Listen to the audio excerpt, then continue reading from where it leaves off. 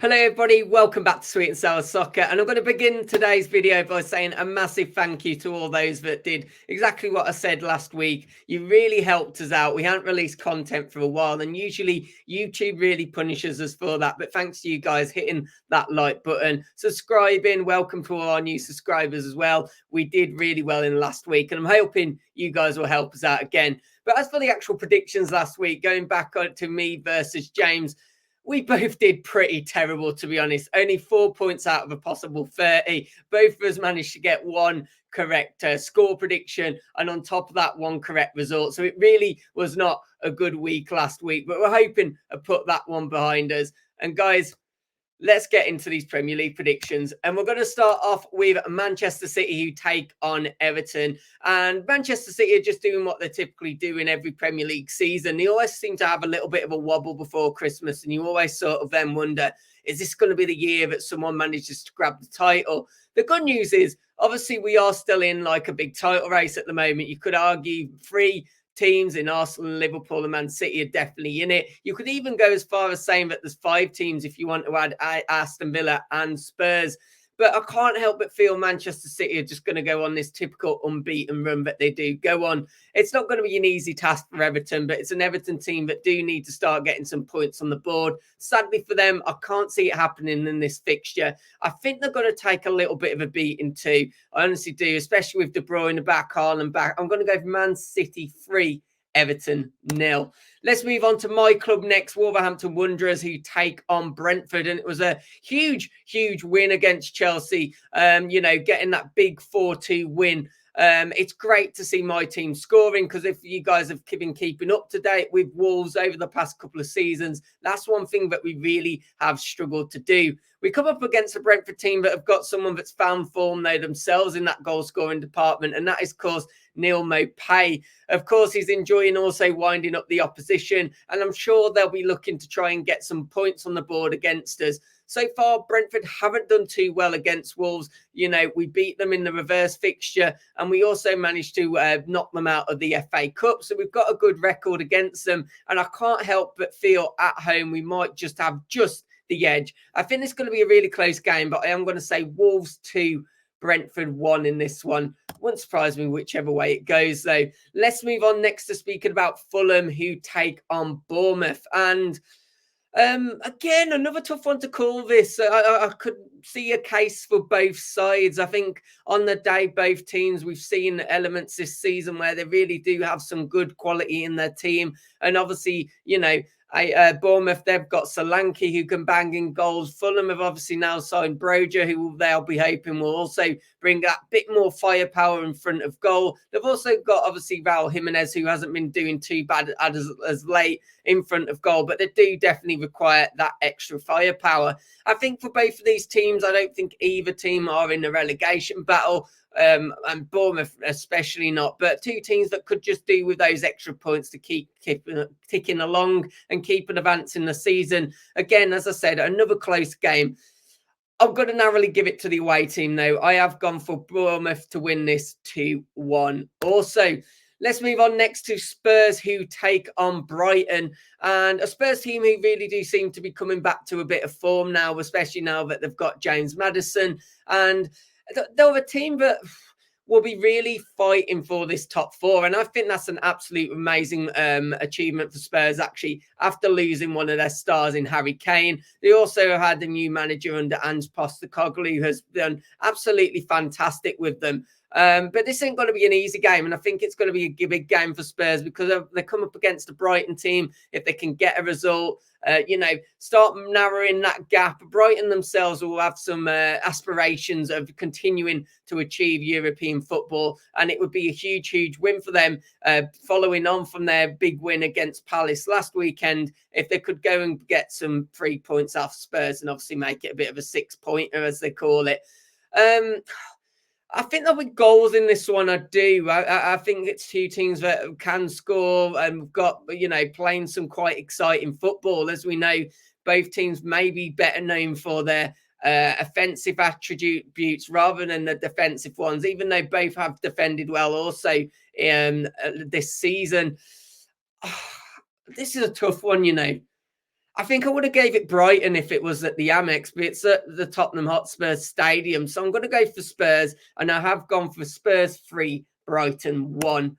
Hi guys, just a quick one for me, as always, before I get back to the video. Last week you helped us out massively by hitting that like button. If you could do the same again for me, it would be very much appreciated. Honestly, it does help us out so much. And if you could also hit that subscribe button as well if you're new here, and also drop a comment as well, let us know your predictions. All these kind of things really do help the channel, and obviously it's great to interact with you guys as well. And let's get back to these Premier League predictions. Let's move on to Luton Town next versus Sheffield United, and a huge game for both if they have the hope of surviving and staying in the Premier League beyond this season. At the moment, you have to say that Luton Town probably look the more likely to do it, but Sheffield United, for me, if they've got any hope of doing so, they've got to get 3 points this weekend. So that, I think, is going to create a real fighting atmosphere. I do. I think it's going to be a really good game. I fancy an end-to-end game. But Luton, at the moment, for me, just look like they have shown that bit of quality compared to what I'm missing with Sheffield United. I think Sheffield United, they're a team giving it a good fight, but at times I look at them and I just feel they feel a bit, you know, just kind of knowing that they're going down. Whereas Luton, the kind of, you feel that belief growing, and you just get the feeling another couple of big results. And look, they're already out of the relegation zone. Well, they're going to be maybe creating a bit of a gap, especially when you consider that Everton and Nottingham Forest might have some form of punishment. We remains to be seen whether that's going to be points deductions yet. But when it comes to this game, I'm going to narrowly back Luton. I'm going to go for a 2-1 win. I expect both teams to score. I think I've gone for quite a few 2-1s. I think that's just because of how close these games are this week. But I think, yeah, I'm going to back Luton. Let's move on to Liverpool versus Burnley next. I'm sorry, I just had to laugh because I spoke a lot literally just before about how I expect these games to be close. It's no surprise that I don't think this game is going to be close. And I've just been speaking about Sheffield United, obviously a team that I feel at times just look like they kind of know that they're going to be heading down this season. Burnley sometimes give off that as well. They need to start getting some big wins, getting some big points on the board. And I suppose they have an opportunity to do that by going to Anfield. And if they can get something, that would be the biggest result of the whole season for them. Sadly, I just can't see it happening. Liverpool are playing well at the moment. Of course, they took a bit of a beating against Arsenal. I do think Arsenal were the better team in that fixture.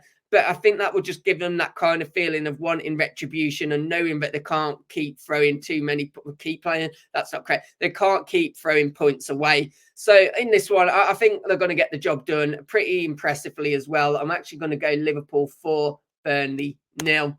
Let's move on next to Forest, who take on Newcastle. And of course, Newcastle United, they look like a team that are going to be competing again for those European spots. They've had a little bit of a blip. They seem to be getting over that. And they've also got Isaac coming back. It'd be interesting to see if he's going to start at the time of recording. I don't know how available he's going to be. But of course, if he comes back, that's going to be a huge bonus for Newcastle United. But of course, Forest have also got a potential big bonus as well in Awanui. Of course, he's been joining back training too.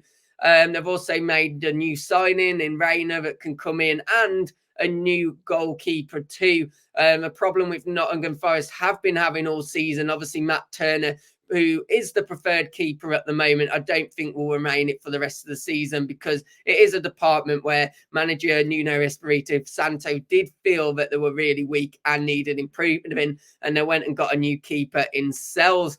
It remains to be seen if he can do anything this weekend. And I think one of the things that Nuno does need to achieve is getting the City ground back to that kind of fortress that it was last season. I just have a feeling, though, that Newcastle are going to have too much for Forest. I'm going to give Forest a goal. I've gave Forest a goal, but I'm going to go Forest 1, Newcastle United 3. Let's move on to another big game, and it is West Ham United who take on Arsenal in this one. Of course, West Ham have actually had the better of Arsenal this season, haven't they? Obviously getting the win in the reverse fixture. And And, you know, I'm pretty sure, didn't they knock Arsenal out of the cup? If I've got that wrong, I feel they've beaten Arsenal twice this season. It's just sticking in my head for some reason. But anyway, they got the better of them in the reverse fixture, at least in the Premier League. And manager David Moyes coming under a little bit of pressure. I've said this a few times now. And the performances haven't been the best. But now the problem that David Moyes has is the results also aren't following. Arsenal, they went and got a huge statement win against Liverpool. We saw obviously some pundits complaining about the manner in which they celebrated. Not for me. I think it was a huge win for them. It's kept them in the title chase. What Arsenal need to do now is build that kind of consistency, because I think we're going to see that consistency from Manchester City. I think we're going to see that consistency from Liverpool. I think Arsenal also need to build on that. They need to be consistent throughout the rest of the season if they've got any chance of getting the title. Because the thing is with Arsenal at times, I think they've performed absolutely fantastic, got these great performances, but you see them in the next game and they're really not quite up to scratch. But I do think they're going to get the result in this one. Again, similar to the Forest Newcastle game I predicted, I've gone for the exact same scoreline. West Ham will get a goal. I've gone West Ham to get 1 goal, but Arsenal to get 3 and get the win done.